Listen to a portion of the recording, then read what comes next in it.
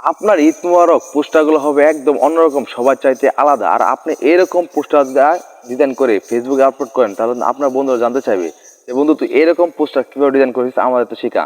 তো বন্ধুরা আজকে ভিডিও শেখাবো আপনারা এরকম পোস্টার কিভাবে ডিজাইন করবেন।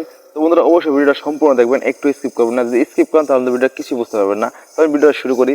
শুরু করার আগে ছোট্ট একটা রিকোয়েস্ট, যদি আপনি আমার পেজ নতুন দেখেন পেজটি ফলো দিয়ে রাখবেন, এবং যদি এই ভিডিওটা ইউটিউব চ্যানেল দেখে থাকেন অবশ্যই চ্যানেলটা সাবস্ক্রাইব করে রাখবেন। আর যদি সাবস্ক্রাইব করে থাকেন তাহলে অসংখ্য অসংখ্য ধন্যবাদ। চলুন ভিডিওটা শুরু করি। তো বন্ধুরা আপনি এই পোস্টারটা তৈরি করার জন্য প্রথমে আপনার মোবাইল থেকে একটু ওয়েবসাইট ঢুকে দেবেন। তো আমি এখান থেকে ক্রোম ব্রাউজার ঢুকে গেলাম। তোমাদের ক্রোম ব্রাউজার ঢুকার পর এখানে সার্চ বারে যাবেন।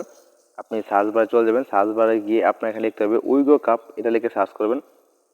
তো বন্ধুরা আমি উইগো কাপ লিখার পর সার্চ করলাম। সার্চ করার পর যে আপনি প্রথমে একটা ওয়েবসাইট দেখতে পাবেন। তো বন্ধুরা এই ওয়েবসাইটে আপনি একটা ক্লিক করবেন, উইগো ক্লাব।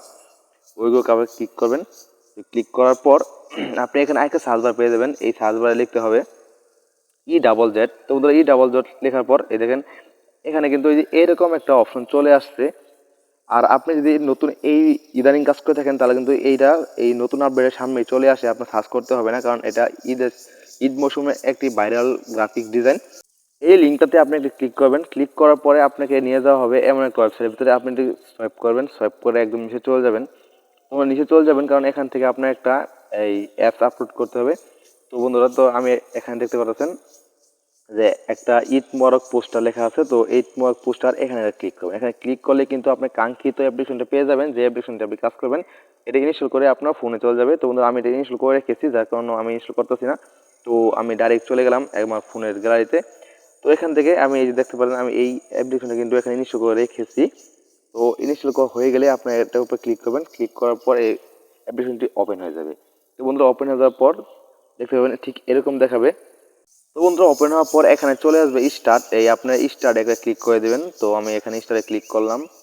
তো এখানে স্টার্ট ক্লিক করার পরে দেখবেন এখানে অনেক ডিজাইন চলে আসছে। যে এখানে আছে আপনার প্রোফাইল ফ্রেম, এখানে আছে ডিজাইন ইউর সেলফ, এখানে আছে ব্যানার জন্য আপনি করতে পারবেন। তো আমি এখান থেকে যে কাজটি করব, আপনার প্রোফাইল ফ্রেমে একটা কাজ করে দেখাচ্ছি আপনাদেরকে। তো আপনার আপনার মতো করে নেবেন, তারপর এখানে গ্যালারিতে চলে যাবেন।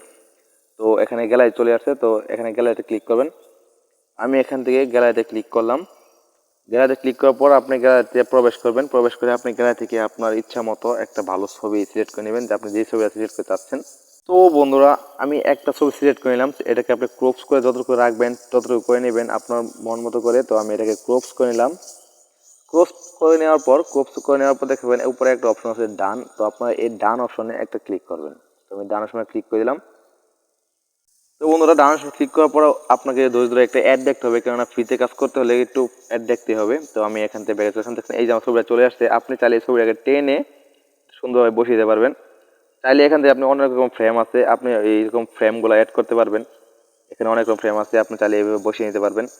তারপর যদি আপনি একে আপনি সেভ করতে চান, তো সেভ করার জন্য আপনি যদি খেয়াল করেন নিচে দেখতে পাবেন এখানে একটা অপশন আছে ডান লেখা। এই ডান লেখা অপশনে আপনি একটা ক্লিক করে দেবেন। তো আমি এখানে ক্লিক করে দিলাম। ক্লিক করে দেওয়ার পর একটু সময় নেবে, কারণ এটা সেভ করার জন্য কিন্তু আপনাকে আরও একটা অ্যাড দেখতে লাগতে পারে। তারপর আপনি এখানে আবার ডান লেখা পাবেন, এই নিচে ডান লেখা অপশন আছে, ডানে আবার ক্লিক করে দেবেন। ক্লিক করে দেওয়ার পর আপনাকে এমন একটা ইন্টারফেসে নিয়ে আসা হবে। এখানে দেখবেন লেখা আছে সেভ বাটন। তো আপনি এই সেভ বাটনে সেভ করে দেবেন। সেভ করে কিন্তু আপনার গ্যালারি চলে আসবে। আরেকটা কথা বলে রাখি, এখানে যদি আপনি সেভ করে চান তো অবশ্যই আপনাকে একটা ধৈর্য ধরে অ্যাড দেখতে হবে, কেননা এই অ্যাপ্লিকেশনটা একদম ফ্রি। আর ফ্রিতে কাজ করতে হলে একটুখানি কষ্ট করতে হবে, একটা অ্যাড দেখতে হবে। তো বন্ধুরা এইভাবে কিন্তু আপনার সুন্দর সুন্দর ডিজাইন ঈদ মোবারক পোস্টার তৈরি করতে পারবেন, সবার ক্ষেত্রে একদম আলাদা, একদম ভিন্ন। তো ভিডিও ভালো লাগলে অবশ্যই লাইক করবেন, কমেন্ট করবেন এবং শেয়ার করবেন। ধন্যবাদ।